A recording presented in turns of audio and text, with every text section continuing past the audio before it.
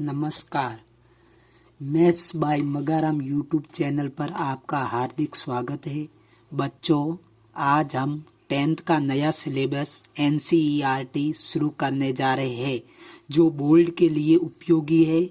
मैं गणित आपको 0 लेवल से पढ़ाऊंगा, जिसमें हम सबसे पहली प्रश्नावली जिसका नाम है प्रश्नावली पहली, जिसका नाम है वास्तविक संख्याएं।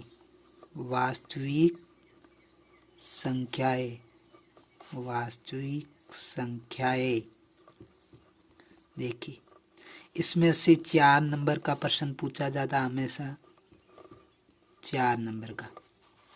अब देखिए इससे आगे, वास्तविक संख्याएं किसे कहते हैं?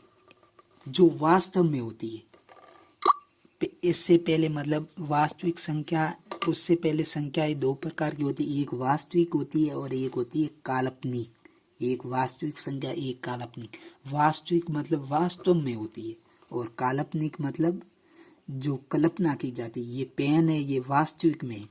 तो ये वास्तविक संख्याओं के बारे में पढ़ेंगे। वास्तविक संख्याएं 2 प्रकार की होती है। अब देखिए, वास्तविक संख्याएं 2 प्रकार की होती है। पहला पढ़ेंगे परिमेय संख्या।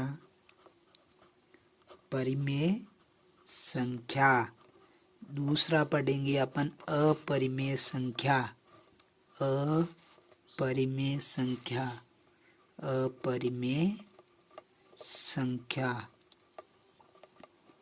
देखिए उससे आगे, परिमेय संख्या तो पहले तो पढ़ लिया। वास्तविक संख्याएं 2 प्रकार की होती है, परिमेय और अपरिमेय। अब पढ़ेंगे परिमेय संख्या किसे कहते हैं। ऐसी संख्याएं जिन्हें हम P/Q के रूप में लिख सकते हैं, और Q बराबर 0 नहीं होना चाहिए। Q और P और Q पूर्णांक होने चाहिए, उससे परिमेय संख्या कहेंगे। तो लिखिए परिभाषा। ऐसी संख्या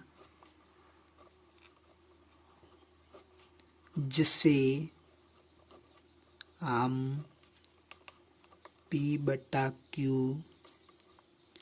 के रूप में लिख सकते हैं।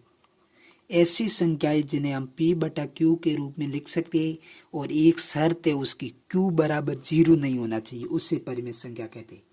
देखिए उदाहरण लीजिए, जैसे मान लो 1 7/3 है। यहाँ P क्या है? 7, और Q क्या है? 3। तो ये परिमेय संख्या है। मान लो उदाहरण ले लिया 5/7, ये भी क्या है? परिमेय संख्या, क्योंकि इससे P/Q के रूप में लिख सकते हैं, और Q बराबर 0 नहीं है। अब देखिए एक संख्या है 0/5। 0/5 ये क्या परिमेय संख्या है? देखिए ये P/Q के रूप में तो लिख सकते हैं, लेकिन P का मान 0 है, Q का मान 5 है। अब मैंने क्या शर्त तो है, Q बराबर 0 नहीं होना चाहिए। यहाँ Q बराबर 0 नहीं है, सही बात है। P बराबर भले ही हो, Q बराबर नहीं होना चाहिए, इसलिए ये तो परिमेय है। अब देखिए 5/0 ये परिमेय है या नहीं, ये बताना है। 5/0 P/Q, P का मान 5, Q का मान 0। Q बराबर क्या है? 0। मैंने तो कहा नहीं होना चाहिए, और यहाँ तो है, इसलिए ये परिमेय संख्या नहीं है। अब पढ़ेंगे अपरिमेय संख्याएं। ऐसी संख्याएं जिन्हें हम P/Q के रूप में नहीं लिख सकते। P/Q के रूप में नहीं लिख सकते, उससे हम क्या कहते हैं? उससे अपरिमेय संख्या कहते हैं। अपरिमेय संख्या कहते हैं। ऐसी संख्याएं जिन्हें हम P/Q के रूप में नहीं लिख सकते हैं, उसे हम अपरिमेय संख्याएं कहते हैं। ऐसी संख्याएं जिन्हें हम P/Q के रूप में नहीं लिख सकते, उसे अपरिमेय संख्या कहते हैं। जैसे इसमें कौन सी आएगी? जो भी रूट में आती है और जिनका रूट नहीं निकलता हो, जो भी संख्या रूट में आती है और जिनका रूट नहीं निकलता हो वह सभी अपरिमेय। मान लो रूट 13, इसका रूट नहीं निकल रहा है, ये क्या है? अपरिमेय। मान लो ये रूट 21, ये क्या है? अपरिमेय संख्या है। ये कोई भी रूट में कुछ भी आ जाए और जो जिसका रूट नहीं निकलता है तो वो क्या है? अपरिमेय। मान लो ये रूट 25 अपरिमेय है या परिमेय? ये परिमेय अपरिमेय नहीं है, क्योंकि इसका तो रूट निकलता है, क्योंकि इसका 5 होता है, 5 का वर्ग 25 होता है, इसलिए ये किस में आ जाएगी? अपरिमेय में। जैसे root 25, root 9, root 16, root 4, root 27, ये किस में है? परिमेय संख्या में। ये ध्यान रखना है, ये समझने की बात है। अब देखिए, ये इतना समझ में आ गया। अब देखिए रूट वाला समझ लिया। अब उसके बाद में पाई होता है ना, ये पाई अपरिमेय संख्या है। पाई क्या है? अपरिमेय संख्या। पाई अपरिमेय संख्या है। पाई क्या है? अपरिमेय संख्या। उसके बाद में देखिए, कोई कहेगा पाई का मान तो 22/7 होता है, 22/7 होता है, लेकिन ये 22/7 नहीं माना जाता है। ये इसमें 3.144 आगे चलता है, ये मान माना जाता है। इसलिए इसे हम p/q के रूप में नहीं लिख सकते। यदि 22/7 वास्तव में दिया होता तो हम p/q के रूप में लिख सकते थे, लेकिन यहाँ अपन को पाई को किस में मानना है? इसमें, अपरिमेय संख्या में। अब देखिए आगे, इतना पढ़ लिया। अब हम कुछ संख्याओं के बारे में पढ़ेंगे, कुछ संख्याएं हैं उनके बारे में पढ़ेंगे। आपको जिनके बारे में जानकारी तो होगी। सबसे पहले पढ़ेंगे प्राकृत संख्या। कौन सी संख्या? प्राकृत संख्या।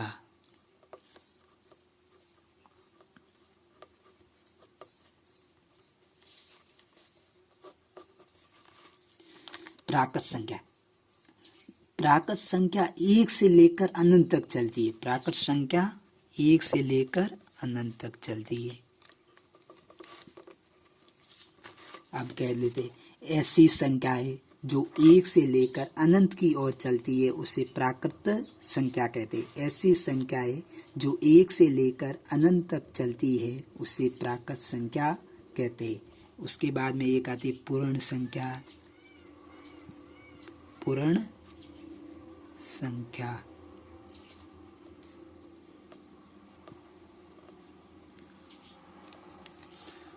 पूर्ण संख्या जो 0 से लेकर चलती है। इसमें एक 0 शामिल कर दिया जाता है। ऐसी संख्या है जो 0 से लेकर अनंत तक चलती है। सेम टू सेम होती है प्राकृत, परंतु थोड़ा सा फर्क होता है। इसमें 0 से शुरू होकर चलती है और इसमें 1 से। तो पूर्ण संख्या ऐसी संख्या है जो 0 से लेकर अनंत तक अनंत की ओर चलती है, उसे पूर्ण संख्या कहते हैं। अब पूर्णांक संख्या,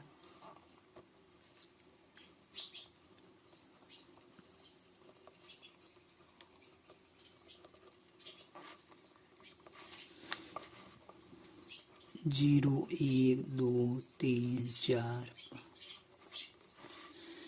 इसमें देखिए, ये तो पूर्ण संख्या तो सेम आ जाती है, परंतु इसमें एक और चीज शामिल होती है। क्या? इसमें माइनस वाले भी आते हैं। पूर्णांक संख्या में क्या?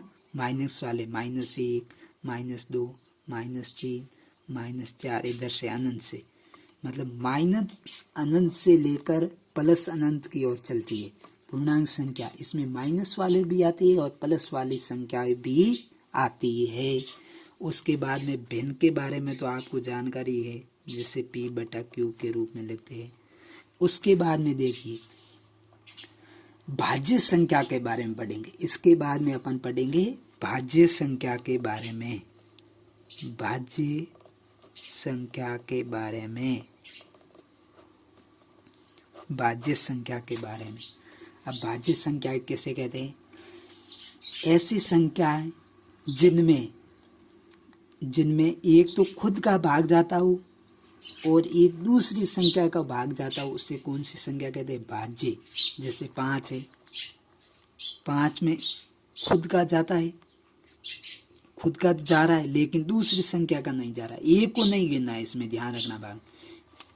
5 में खुद का जा रहा है लेकिन दूसरी का नहीं जा रहा है, इसका मतलब ये भाज्य नहीं है। अब देखिए 4 है, ये क्या है? 4।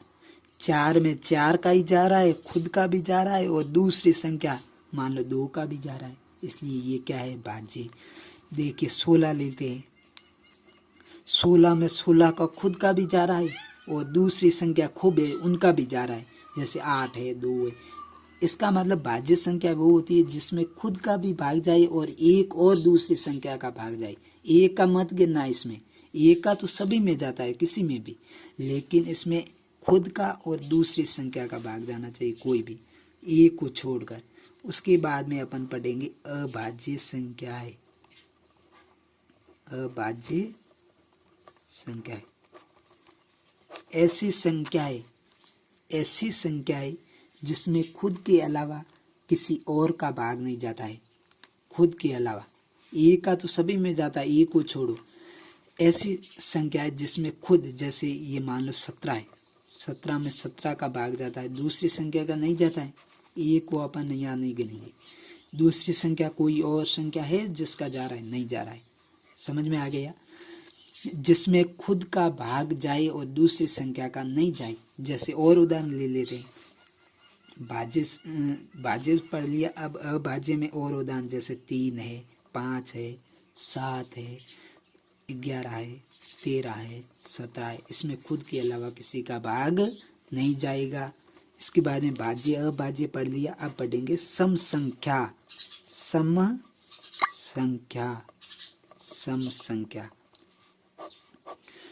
संख्याएं वो होती है जिसमें 2 का भाग पूरा जाता हो।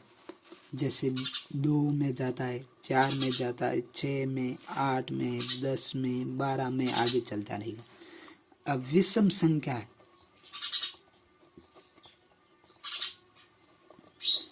जिसमें 2 का भाग पूरा नहीं जाता हो, 1, 3, 5, 7, 9, इसमें 2 का भाग नहीं जा रहा है।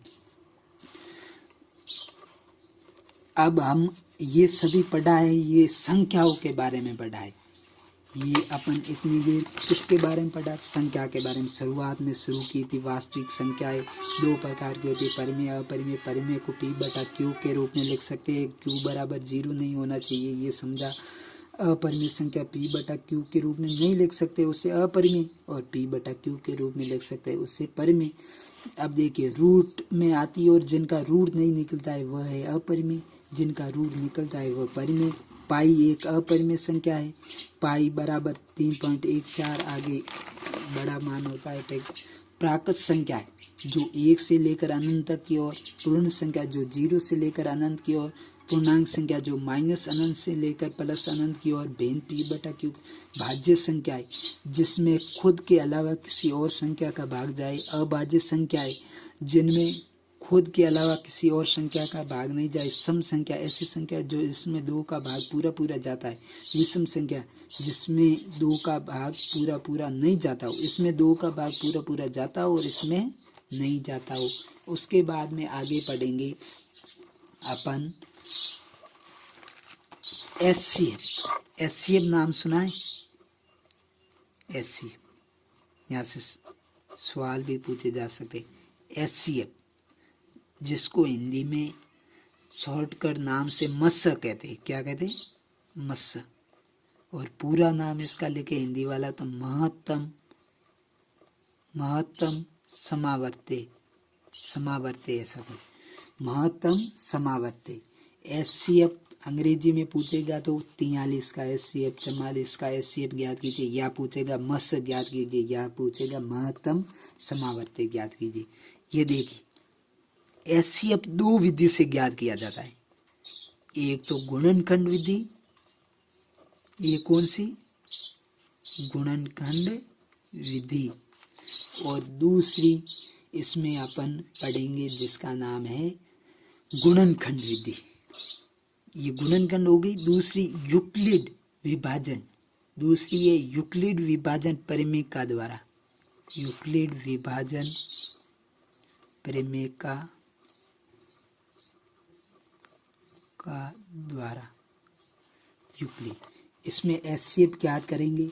एचसीएफ दो विधियों से ज्ञात करेंगे, एक गुणनखंड विधि, एक यूक्लिड विभाजन परिमेयका द्वारा, यूक्लिड विभाजन परिमेयका द्वारा। अब देखिए इसमें सबसे पहले अपन गुणनखंड विधि पढ़ते हैं, क्योंकि ये पहले ही अपन ने पढ़ी थी 8वीं में, 9वीं में, और अब 10वीं में पढ़ रहे, तो सबसे पहले ये पढ़ते हैं। जैसे आपको दे दे 12 और 14 का गुणनखंड विधि से, 12 और 14 का गुणनखंड विधि से एचसीएफ गुणनखंड विधि से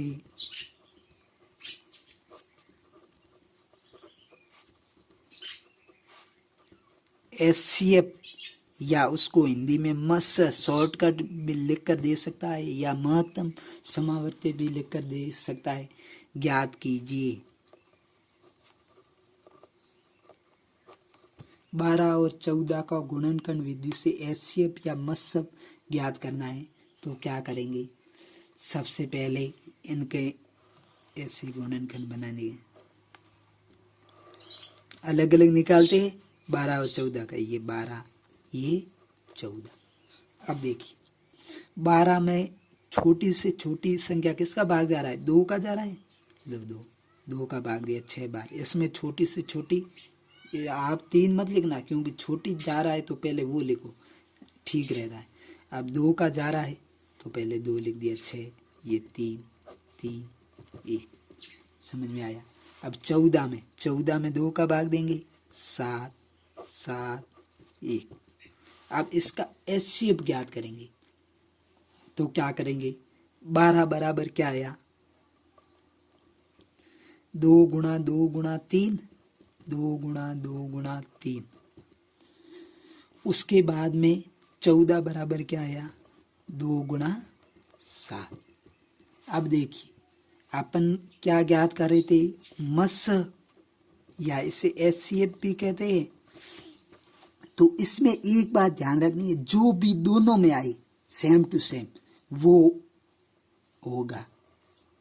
ये तो ये आ गया, और कोई है तो ऐसे गोला लगा देते, और कोई होता सेम टू सेम तो उसका भी गोला लगा, दोनों में सेम आना चाहिए। इसमें 1 2 ही सेम आ रहा है, और आता है तो उसका गुणा कर दे, जैसे 5 आता है तो 5 का गुणा कर दे, परंतु यहाँ तो कितना है, 2। दोनों में आना चाहिए, जो संख्या इसमें है वो भी इसमें होनी चाहिए, ये दूसरा छोड़ देंगे, दूसरे सभी। तो मस या एचसीएफ कितना आ गया, 2। ये कौन सी विधि थी, गुणनखंड विधि। अब देखिए अब पढ़ेंगे यूक्लिड विभाजन परिमेयका द्वारा एचसीएफ या एलसीएम ज्ञात करना। यूक्लिड विभाजन परिमेयका, यूक्लिड विभाजन परिमेयका। देखिए ये एचसीएफ और एलसीएम के इससे हो रहा है, तो इससे करने की क्या जरूरत पड़ी। मान लो आपको बड़ी संख्या दे दे 255 और 475, अब इनका गुणनखंड करोगे तो इतना छोटा थोड़ा ही होगा, बड़ा हो जाएगा, पूरी कॉपी में हो जाएगा। इसके लिए छोटी विधि से करने के लिए बड़ी संख्याओं का एक यूक्लिड विभाजन परिमेयका दी थी, यूक्लिड विभाजन परिमेयका। ये यूक्लिड ये गणितज्ञ थे, ये यूनान के थे, यूनान एक देश जहाँ के थे, और इन्होंने एक परिमेयका दी। सबसे पहले अपन एक नॉर्मल मतलब बेसिक पढ़ते हैं। देखिए ये भाग के बारे में सभी जानते हैं, तो यहाँ क्या होता है, भाज्य, क्या होता है, भाज्य, और यहाँ क्या होता है, भागफल, क्या होता है, भागफल, और यहाँ क्या होता है, भाजक, और यहाँ क्या होता है, शेषफल, पीछे बचा हुआ। अब देखिए अब इसका अपन सूत्र बनाते तो लास्ट में क्या सूत्र है, हमेशा याद ही था, शुरुआत में 8वीं से भी पढ़ते आ रहे, भाज्य बराबर भाजक गुणा भागफल प्लस शेषफल। देखिए ये भाज्य लाना है तो भाजक और भागफल इसका और इसका गुणा करके ये जोड़ दोगे तो ये भाज्य आ जाएगा, ये भाज्य। अब देखिए भाज्य बराबर भाजक गुणा भागफल प्लस शेषफल। अब देखिए कोई अंग्रेजी अक्षरों से सिद्ध कर देते, इससे ए से लिख देते, इससे बी से लिख देते। आपकी किताब में भी ये आगे सूत्र बता रहा हूँ कैसे बने, तो आप समझ में आ जाएगा अच्छी तरीके से।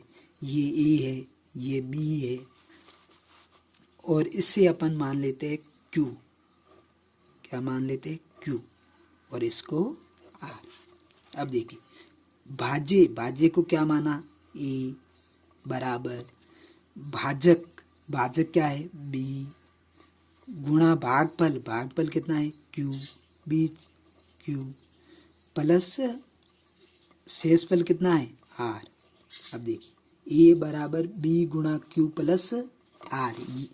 इसको इस प्रकार भी लिख सकते, देखिए जगह का मैं यहाँ लिख रहा हूँ, ए बराबर बी क्यू, बीच में चिन्ह नहीं है इसका मतलब गुणा है, तो गुणा का निशान हटा लिया। यहाँ क्यों चिन्ह नहीं है इसका मतलब हमेशा ध्यान रखना बीच संख्याओं के बीच में चिन्ह नहीं है इसका मतलब किसका है? गुणा का। प्लस, प्लस में क्या है? आर। ये क्या है? यूक्लिड विभाजन परिमेयका। आपसे पूछ ले यूक्लिड विभाजन परिमेयका तो क्या है? ए बराबर बी क्यू प्लस आर। ए बराबर बी क्यू प्लस आर। कैसे आई आपको समझ में आ गया ये चीज भी? ये यूक्लिड विभाजन परिमेयका है, ए बराबर बी क्यू प्लस आर। अब देखिए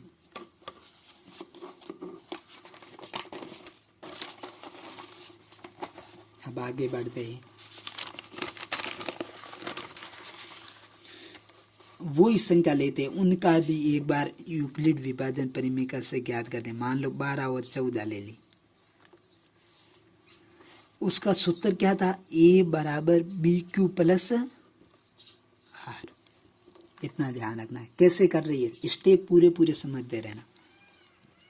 अब देखिए सबसे पहले यहाँ लिखनी है बड़ी संख्या। कौन सी लिखनी है? बड़ी संख्या। दोनों में बड़ी कौन सी है? 14। बड़ी संख्या होगी जो ए का मान होगी, छोटी संख्या बी का मान होगी। तो आप लिख दीजिए ए का मान कितना है? 14 बराबर बी का मान कितना है? 12। अब क्यू का मान कैसे आएगा? आप देखो क्यू का मतलब अपन ने क्या पढ़ा था? भागफल। मतलब इसका और इसमें भाग देंगे तो जो भागफल आएगा वो होगा। अब देखिए भाग दीजिए, 12 का 14 में भागे तो कितनी बार जाएगा? एक बार। देख लीजिए, भाग दे दीजिए जिनको नहीं आ रहा है। 12 का 14 में भाग देंगे एक बार। पीछे कितना बचा? ये शेषफल लिखेंगे पीछे। शेषफल कितना बचा? 2। समझ में आ रहा है? अब अगला स्टेप किस प्रकार करेंगे वो ध्यान रखना। पहले को छोड़ देना है, पहले को छोड़ देना है और दूसरे को लिखना है। पहले को छोड़ दो और दूसरे को लिखो। 12 बराबर तीसरे को छोड़ देना है, चौथे को लिखना है। इतना करना है। इतना तो ऊपर वाले स्टेप से आएगा, बाद में गुणा भाग से आएगा। देखिए पहले को छोड़ देना है, दूसरे को लिखना है यहाँ, तीसरे को छोड़ देना, चौथे को लिखना है। पहले को छोड़ दो, दूसरे को लिखो, तीसरे को छोड़ दो, चौथे को लिखो। इतना लिख दिया। देखिए यहाँ लास्ट में 0 आएगा ना, तब ये भाग पूरा होगा। 0 या भाग 0 आ जाए तब पूरा करना है, और नहीं आए तो आर का मान इससे छोटा होना चाहिए। अब देखिए 12 बराबर 2, यहाँ क्या आएगा? गुणा में ऊपर से नहीं लेना है। यहाँ तो मैंने कहा ये सिर्फ वो लेना था, पहला छोड़कर दूसरा ले लिया, तीसरा छोड़कर दूसरा ले लिया। अब यही करेंगे। 2 का भाग 12 में देंगे कितनी बार? 6 बार। कितनी बार? 6 बार। और यहाँ क्या आएगा? शेषफल। मैंने ऊपर समझाया था ये सूत्र के हिसाब से। ये तो भागफल, ये भाज्य, ये भागफल, सॉरी ये है भाज्य, ये भाजक, और ये भागफल। ये है भाज्य, ये भाजक और ये भागफल, और ये 0 आ गया। अब देखिए एचसीएफ का उत्तर कौन सा आएगा लास्ट में, ये ध्यान रखना है। एचसीएफ का लास्ट में उत्तर वो आएगा जो बी का मान है, जो बी का मान है। इसकी तुलना कर दे, ये तो ए का मान है, बी का मान कितना है 2, कितना है बी का मान कितना है 2 है, तो एचसीएफ उत्तर कितना आ गया 2। समझ में आ गई होगी ये विधि, नहीं आई तो बाद में और प्रश्न करवाऊंगा, अच्छी तरह से समझ में आएगी, कुछ प्रॉब्लम नहीं आएगी। अब देखिए थोड़ा समझ लेते हैं आर और बी के मान में कौन सा बड़ा होता है कौन सा छोटा होता है, उसके बारे में थोड़ा समझते हैं। ये मतलब बेसिक जानकारी होनी जरूरी है। पहले प्रश्नावली शुरू करने से पहले आपको बेसिक जानकारी है तो भी आप कर सकते हैं। देखिए कोई संख्या ले लेते 3 और 15, 3 और 16, 3 और 17, ये ले लिया। अब देखिए भाग दीजिए, 3 15 में 3 का, 16 में 3 का और 17 में 3 का। एक और ले देते आगे, यहाँ जगह नहीं है तो यहाँ लिख लेते, लिख दीजिए 18 में 3 का। अब देखिए 3 का 15 में भाग दिया कितना आएगा 5 तरी 15, पीछे बचा 0। 3 का 16 में भाग देंगे तो कितना बचेगा 3 पंजे 15 और पीछे बचेगा यहाँ 1 बचेगा, यहाँ 3 पंजे 15, पीछे कितना बचेगा 2, यहाँ 6 तरी 18, पीछे बचेगा 0। अब 3 का भाग किसी संख्या में दो, या तो 0 बचेगा या 1 बचेगा या 2 बचेगा। मतलब 3 का किसी में भी भाग दो, या तो 0 बचेगा या 1 बचेगा या 2 बचेगा। अब ध्यान रखना, तो आर कितना होगा, आर ये या तो 0 से बड़ा है या 0 बराबर है।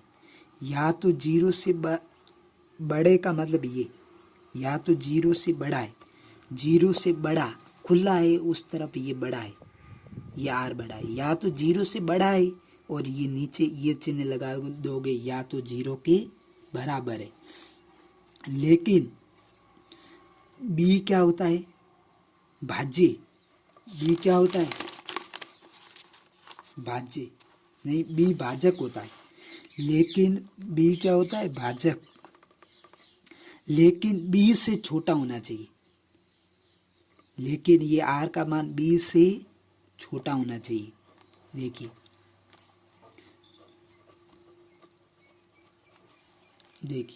आर का मान 20 से बड़ा नहीं होना चाहिए। अब देखिए अपन 3 में 15 का भाग दे रहे और ये मान लो ये शेष पल 6 आ रहा है, तो इसका मतलब अपन ने गलत आगे और करना पड़ेगा। इसका मतलब 3 से बड़ी नहीं होनी चाहिए, ये शेष पल छोटा ही होगा। यदि बड़ा है तो आगे भाग देकर छोटा बनाओगे। इसका मतलब ये आर छोटा होगा किससे, बी से, परंतु बी बड़ा होगा। ये नॉर्मल है, ये नहीं पूछा जाता है, परंतु जानकारी के लिए नॉर्मल। उसके बाद में देखिए बेसिक जानकारी में लिस्ट थोड़ा सा बच्चा है, वो बेसिक जानकारी में बता देते हैं। सम संख्या है,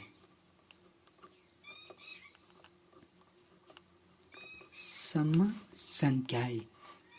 दूसरी कौन सी है, विषम संख्या।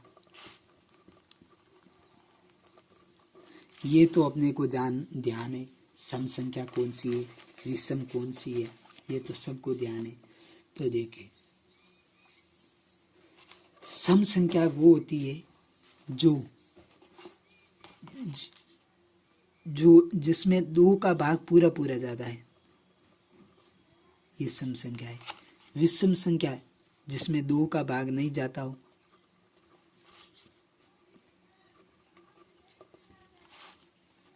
आगे चलती रही, ये तो सबको पता है।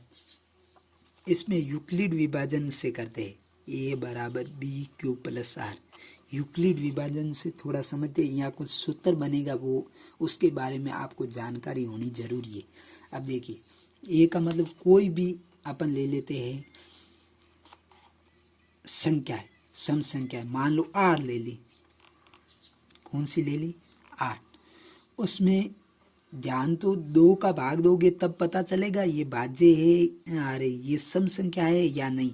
तो 2 यहाँ तो 2 ही आएगा, भाग 2 का दोगे तो कितनी बार जाएगा, भाग 4 बार, प्लस क्या बचेगा 0। ये समझ में आया। अब कोई भी ले लो, 16 ले ली मान लो, 16 में 2 का भाग दोगे कितनी बार 8 बार, और पीछे कितना बचेगा 0। मान लो 100 ले लेते हैं, 100 में 2 का भाग दोगे, 2 के भाग से ही पता चलाओगे तो कितनी बार जाएगा 50 बार, शेष पर 0 बचेगा। अब देखिए किसी में भी दोगे यहाँ तो 0 बच रहा है, ये तो पक्का हो गया।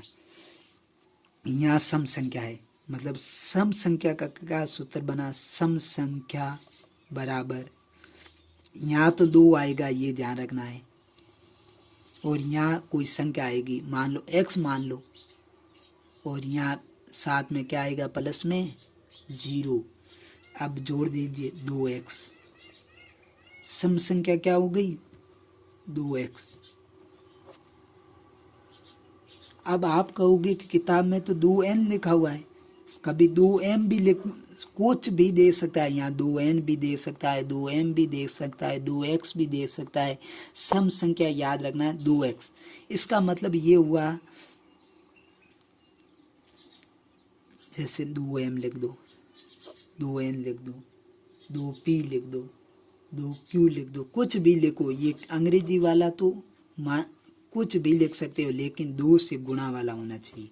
अब विषम संख्या तो आप याद रख लो 2n, सम संख्या कौन सी 2n। आपको कोई दूसरा दे दे या m n l कुछ भी, तो आपको कंफ्यूज नहीं होना है। अब विषम संख्या के बारे में पढ़िए। विषम संख्या मान लो 5 ले लो, उसमें 2 के भाग से पता चलाओगे कि इसमें 2 का भाग जा रहा है या नहीं जा रहा है। तो देखिए 2 का भाग दिया कितनी बार 2 बार, पीछे बचा 1। और कुछ ले लो, 9 ले लेते, 9 में 2 का भाग दिया कितनी बार 4 बार, पीछे बचा 1। अब 7 में दे देते 2 का भाग 3 बार गया और पीछे बचा 1। अब देखिए ये तो है विषम संख्या आपने मानी थी, विषम संख्या बराबर, यहाँ कितने हैं 2, सब में 2 आएगा, और यहाँ क्या है ये, यहाँ कोई भी मान लेते अलग अलग है, n मान लेते, x मान लेते, m मान लेते, यहाँ प्लस में 0 नहीं आएगा, सम में क्या आ रहा था 0, यहाँ क्या आएगा 1। इसको n में रखते हैं तो n में रखो, भले ही x में रखो, यहाँ कुछ भी रखो, ये है ना, यहाँ कुछ भी। अब देखिए अब आपको एक चीज याद रखनी है, सम संख्या पूछे तो 2n और विषम संख्या पूछे तो 2n प्लस 1, ये दोनों चीज याद रखनी। और ये आपको वीडियो समझ में आया है तो वीडियो को लाइक कर देना, चैनल को सब्सक्राइब कर देना, और भी आगे वीडियो आएंगे देखते रहना।